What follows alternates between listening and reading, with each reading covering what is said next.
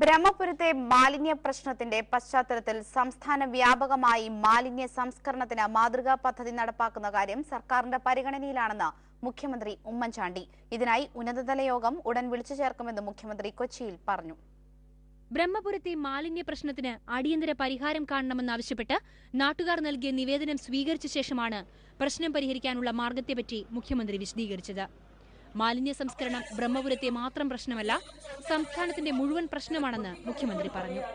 ഇത് പരിഹരിക്കുന്നതിനുള്ള മാർഗങ്ങൾ സംസ്ഥാന സർക്കാർ പരിഗണിച്ചു വരികയാണ്.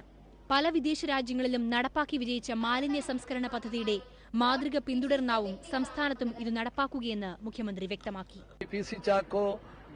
ശ്രീ പി ജെ കുര്യനുമാണ് ആ പ്രശ്നം അവിടെ ഉന്നയിച്ചത്. അവര് ഇതുമായി ബന്ധപ്പെട്ട കമ്മിറ്റി പല സ്ഥലങ്ങൾ പരിശോധിച്ചു. അപ്പോൾ സക്സസ്ഫുൾ മോഡലുണ്ട്, അത് ചർച്ച ചെയ്യണമെന്ന് പറഞ്ഞു. ഞങ്ങൾ ഉടനെ തന്നെ അതിന്റെ ചർച്ചയ്ക്കുള്ള തീയതി നിശ്ചയിച്ചറിയിക്കാമെന്ന് പറഞ്ഞിരിക്കുക. തദ്ദേശ സ്വയംഭരണ സ്ഥാപനങ്ങളിലെ ജനപ്രതിനിധികളുടെയും റെസിഡൻസ് അസോസിയേഷനുകളുടെയും നേതൃത്വത്തിലാണ് മുഖ്യമന്ത്രിക്ക് നിവേദനം നൽകിയത്.